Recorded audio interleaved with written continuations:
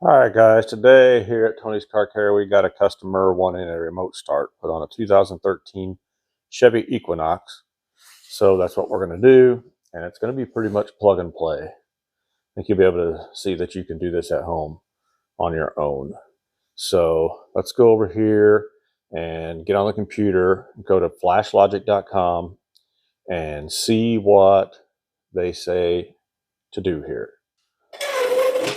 All right, we're at flashlogic.com. So we're going to select our make,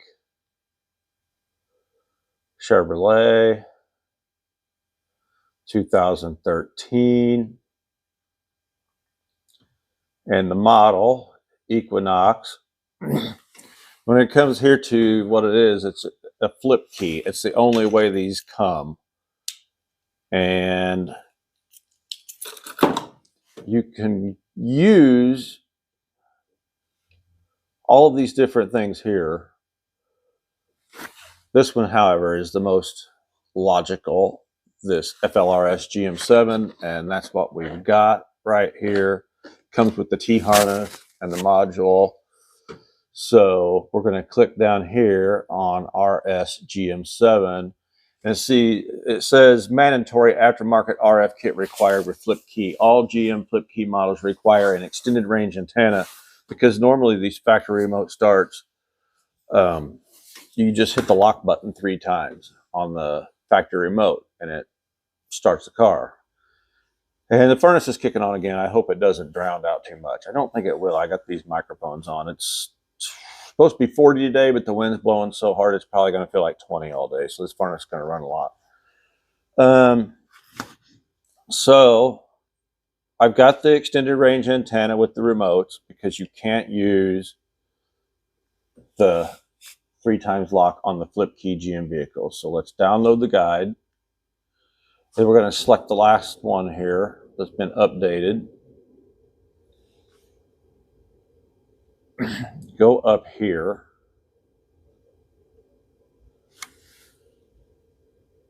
Equinox flip key automatic 2010 through 2017 is install type 1.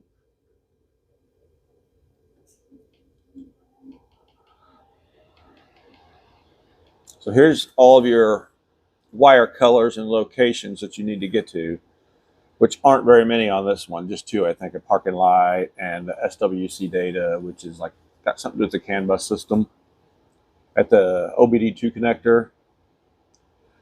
So we'll go down here. Here's the diagram. So see, we got a T harness. We've got a T for the ignition switch and a T for the OBD, or not the OBD2, the, dang it. What am I trying to say? The immobilizer, the security that goes around the ignition switch. And then we're going to have one hardwired wire here at the OBD2. That's your SWC data. And we're going to do the parking lights. We are not going to do the horn. It's optional. And they tell you to use a hood pin switch, but no one ever does. And I'm not going to do it either. So what we're going to do is go back here. We're going to go home. We're going to plug in our module.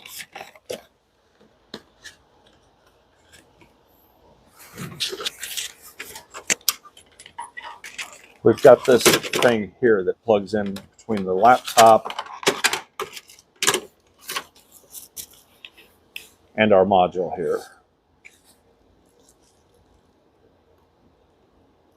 So we're going to plug that in, and we're going to hit flash module, and it's wanting to redirect us to this WebLink desktop, which is new this year. So we're going to continue.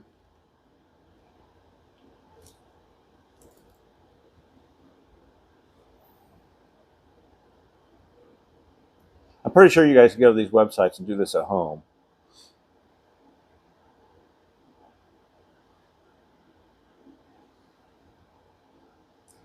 Well, it's not loading. I don't know what's going on here. This is a brand new computer too. I haven't used it yet. We're going to always allow this. I'm going to open it. And we're going to click on this web link RS. It's going to detect the module. You see the LED flash in here. We're going to configure new module. Select Chevrolet, 2013, Equinox. It is a flip key automatic. And we're going to choose this iDataLink RF kit for the extended range antenna, which it requires. This is the one that's recommended. Well, let's see. We need to... No, it's not giving us a remote to choose, so...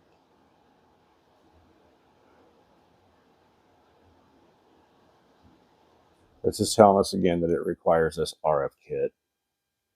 The only thing we're going to do in here is the default time is 15 minutes run time, and I always change them to 25 minutes. I think that's plenty. Now we're going to save and go to Flash Summary.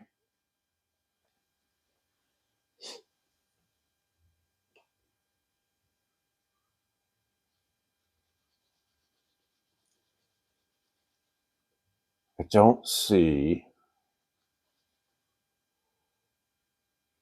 our remote on here.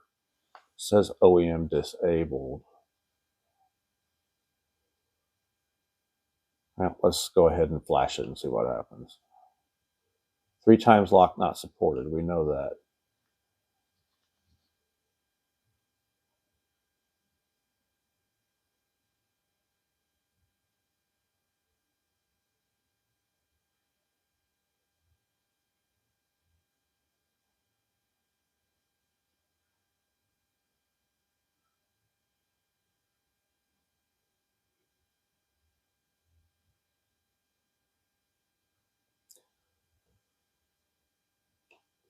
Flash complete.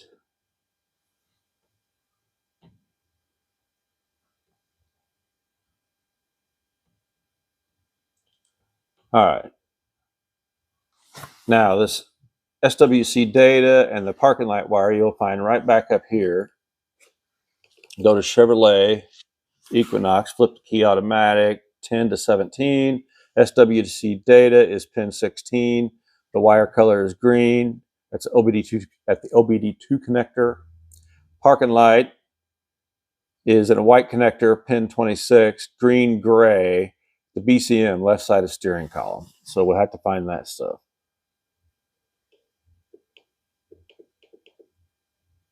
All right, so we're going to get this steering column shroud apart. All right, so we got to get this steering column shroud off, and we're going to take this knee bolster off because the body control module is back there somewhere. And here's our OBD2 connector where we're going to get to the SWC data wire. So we've got a 7mm here and one over here.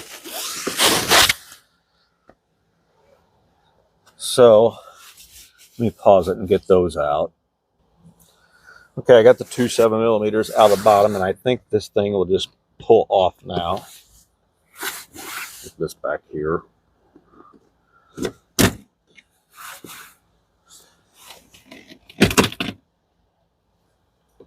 Our hood cable is still connected to it. We could unclip it, but I think it'll be fine just laying down here. And it looks like the body control module is right back in there to get to the parking light wire. So let's get steering column shroud off. It's got a T20 in the bottom.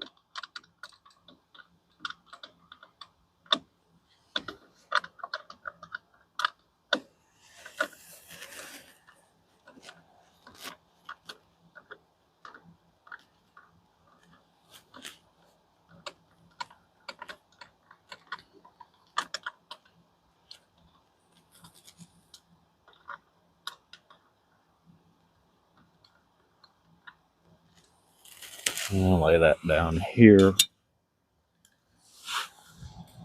Now, see if we can, that wasn't too difficult.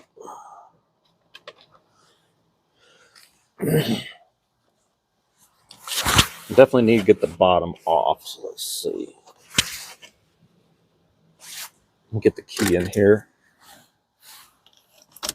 Put the wipers on. Turn the wheel. Yeah, we've got more screws on each side. It is a 20 as well.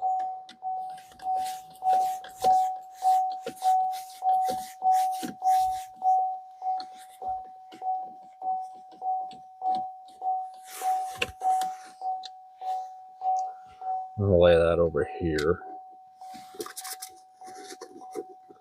Put it in the cup holder. Turn the wheel back.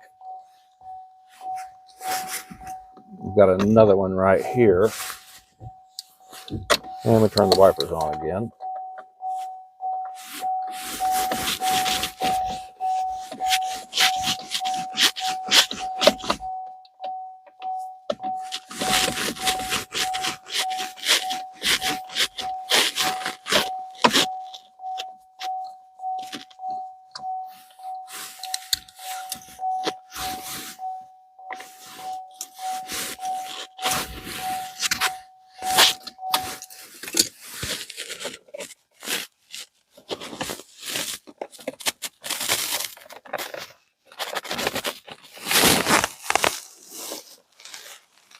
Got to get this slid over the lock cylinder and get it separated from the top.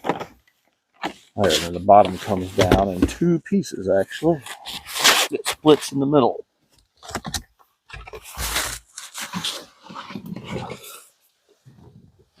So, I'd say we're after this would be the ignition switch.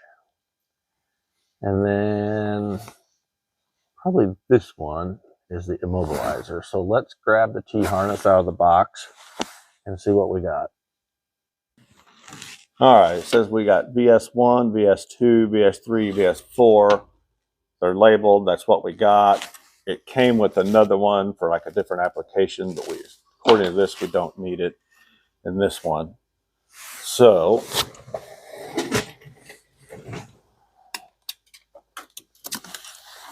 here's our T. Now, it looks like I'm probably going to pull out this lock.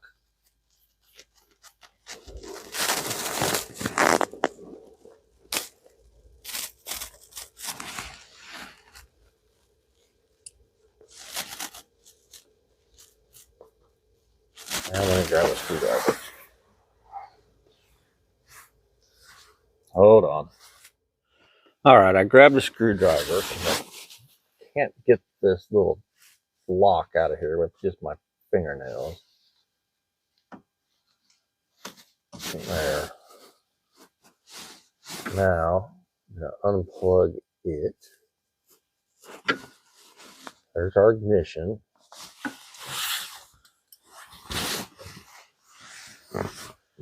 And we're going to plug in the T.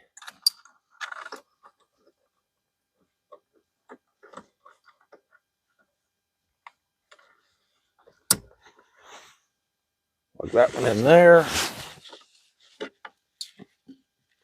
And the one that we unplugged, we're going to plug in here. I'm trying to do it so you can see me.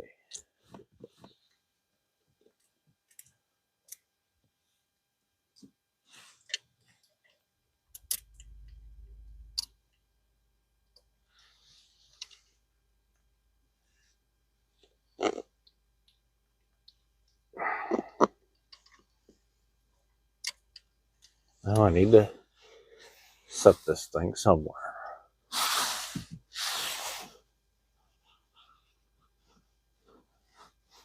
Because I need both hands. Hold on. Okay, I just went ahead and plugged that one in. So we plugged the T into the one that we unplugged, and then the other one that we took out into this one. Now we've got our immobilizer. This one right here, it just kind of pulls out. And we're going to put this one in it.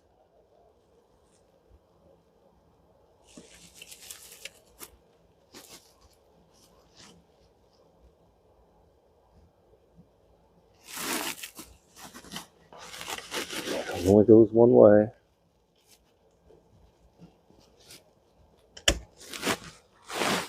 And then this one into here.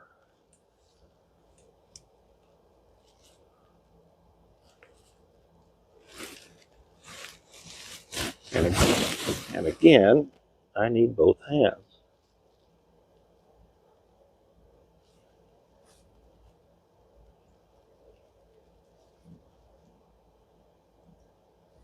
You do this a lot faster when you're not filming.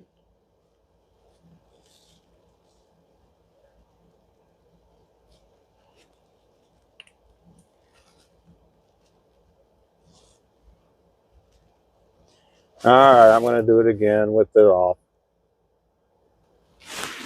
It's amazing what you can do with two hands. So then we're just going to tuck this stuff up in here. When we put the shroud back on, it's just going to be like so. And we're going to take the other end that plugs into the module, feed it down through here.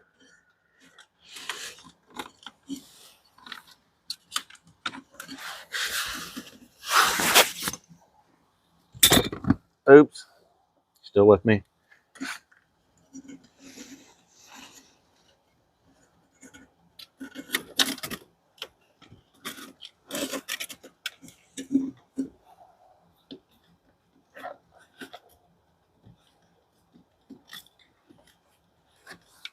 All right, now I'm going to go get that small tripod and see if I can set it in this seat so I don't have to hold on to this anymore because I'm making a fool out of myself. All right, well, apparently that small tripod walked off somewhere with its three legs because I can't find it. I hope I didn't leave it in a vehicle, but I'm going to go ahead and take this off just to get it out of the way.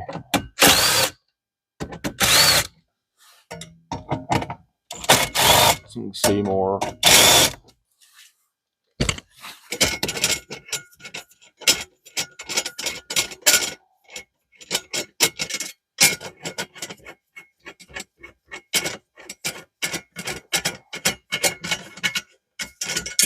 Definitely going to have to figure out a better setup if we're going to keep doing these videos. I just can't get someone out here to film me all the time.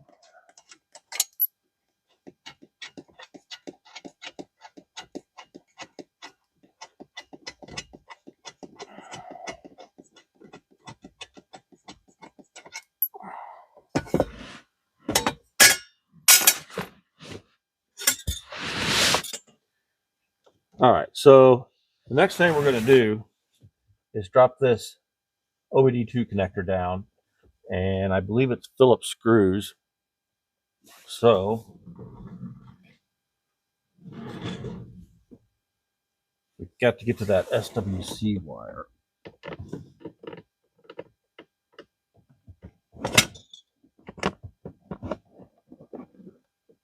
Pretty tight.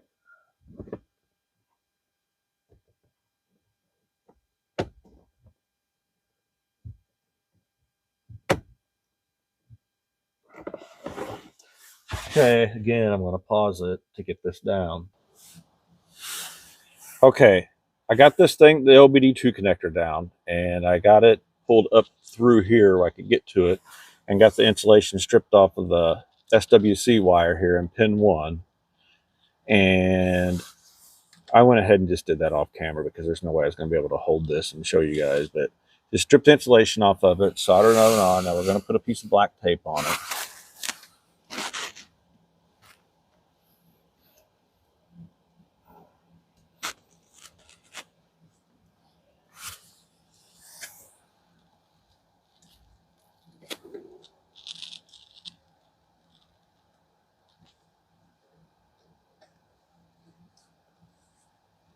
And we're going to fasten the OBD21 connector back up here with these 2 screws. Them things were tight, them 2 screws was, and that emergency brake was in the way of getting the one on this side, but not that big a deal. Just get a shorter screwdriver. So I'm going to get this put back on. Okay, this plug here comes with the module as well.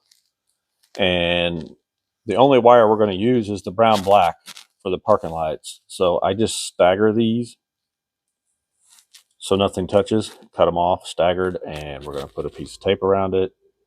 And they told us to go to the body control module to get to the parking lights, but it's way up in there in that white plug. And it's easier to get to that same wire right here in the steering column at the light switch. So I put a little T-tap on there, and we're going to plug this brown black wire into it. So let me get this taped up. Let me get this taped up, and we'll plug this in, and we're going to tie this wire onto this harness going down through here to plug into our module.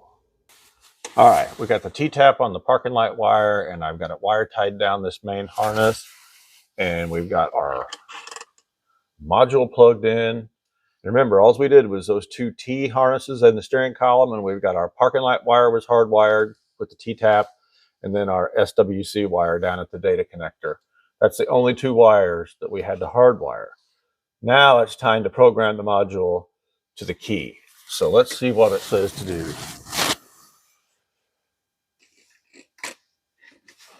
We're still at this screen, so we're going to go down to the programming procedure. Okay, module programming procedure 101. Insert key into ignition, turn key to on position, wait, LED will flash green rapidly, turn key off. Key to the off position, remove the key, LED will turn solid red. Insert the key in ignition, turn key to the on position, wait, the LED will turn off, turn key off, remove key, insert key to ignition, turn key on, wait, LED will turn solid green for 2 seconds, then turn it off, and it says it's programmed. So we're going to go on, we're going to watch it, first time we turn it on, it's going to flash green rapidly, we're going to turn it off, and it's going to turn solid red, we're going to turn it back on, it's going to turn, this LED is going to turn off. We're going to remove the key again. We're going to put the key back in. We're going to turn it on, and the LED should light for 2 seconds and then go off. And then it says it's programmed. So let's see if that's what happens. Try to get this to where you guys can see it.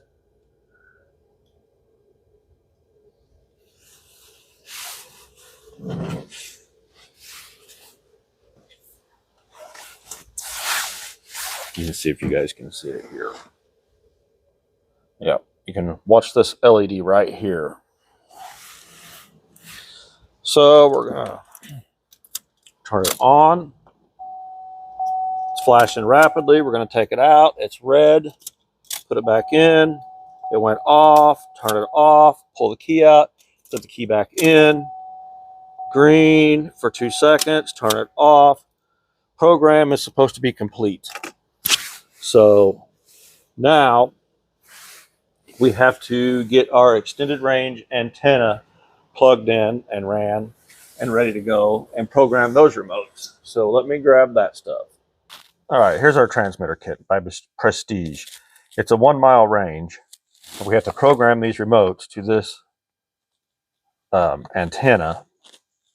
And then this actually should talk back to you. One of this LED should be flashing as long as the vehicle's running. You only have to see it. You can be a mile away. So we have to cycle this key on and off 5 times. Actually, we're going to cycle it on 5 times. We're going to stop and run. Okay, that flashed. It took it. It took that one. Turn it off. Now, hit lock.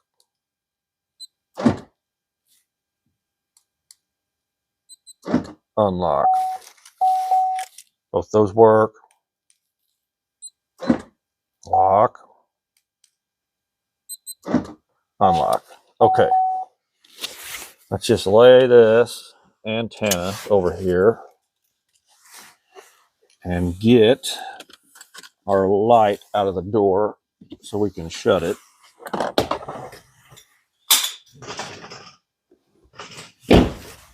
Let's see. I think you press, you're just going to ignore the 1 and 2 on here. We've got trunk and we've got start on one, and I think we press and release this twice.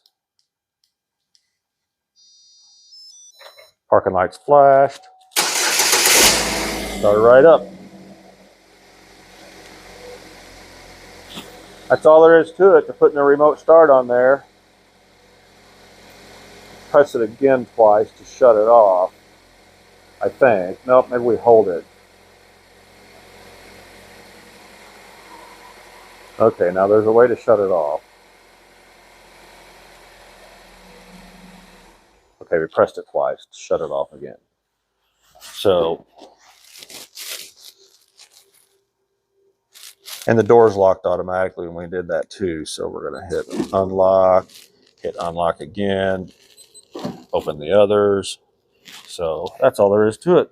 And it works. And it'll work a mile away.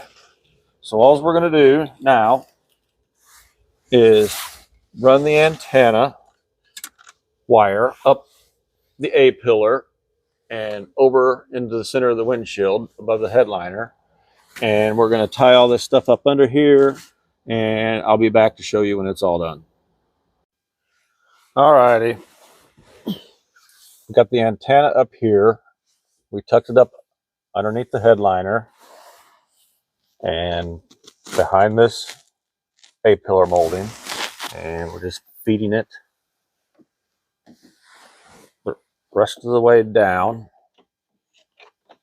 I've popped off this side piece right here just to get access to this and bring the cable up through it.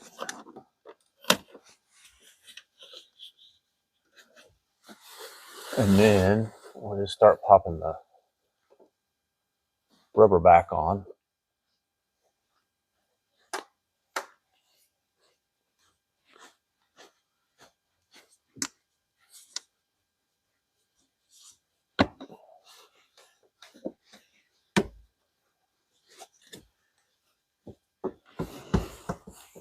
Okay, so there's that. No wires hanging out to see.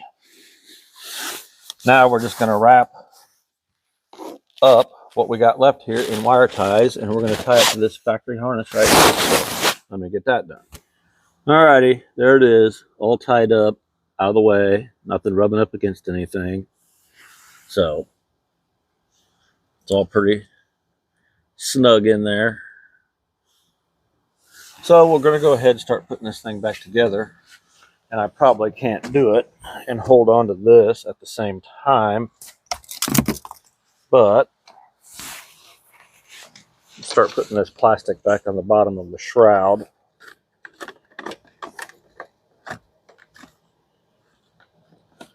And yeah, I'm not going to be able to do it and hold on to this. So I'll get this all buttoned back up and then I'll be back. All right, guys, we got all this buttoned back together. Snap the shroud back together, put our 3 Torx screws back in where they belong, put the metal plate in the back with the 4 10mm bolts, and we pop the knee bolster back on and put the 7mm bolts back in the bottom of it. So it's all back together.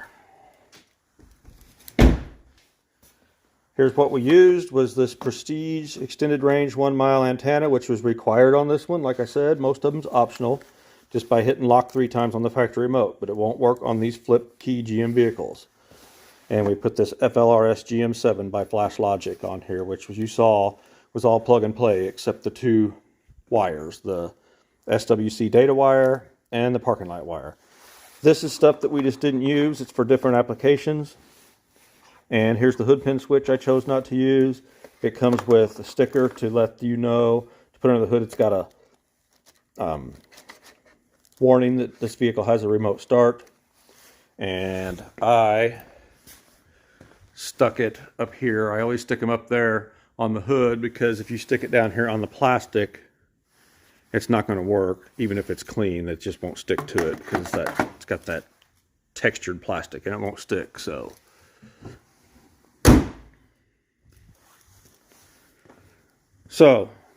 we got our remote, lock,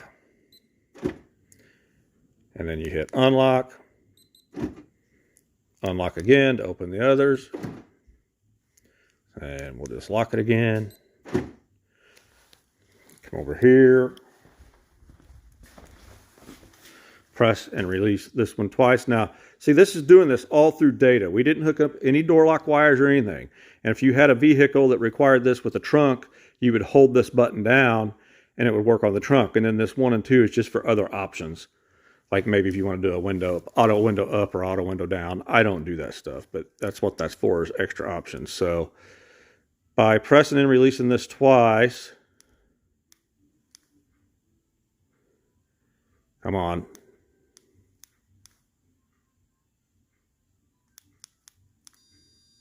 There we go.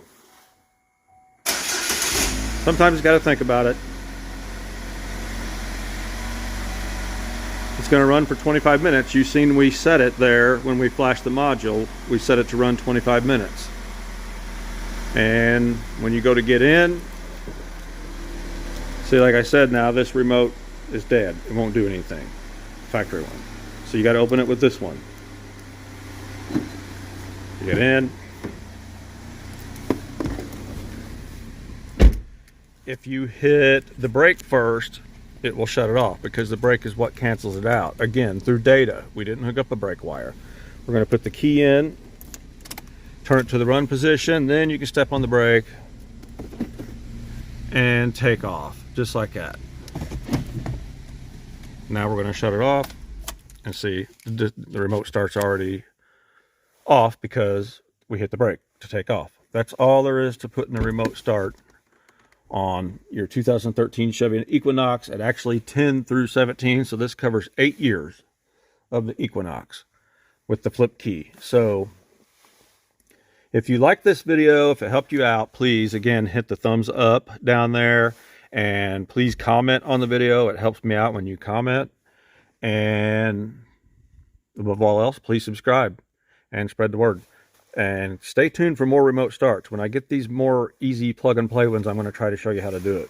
Who knows? Maybe it'll show you one of your vehicles. Thanks for watching.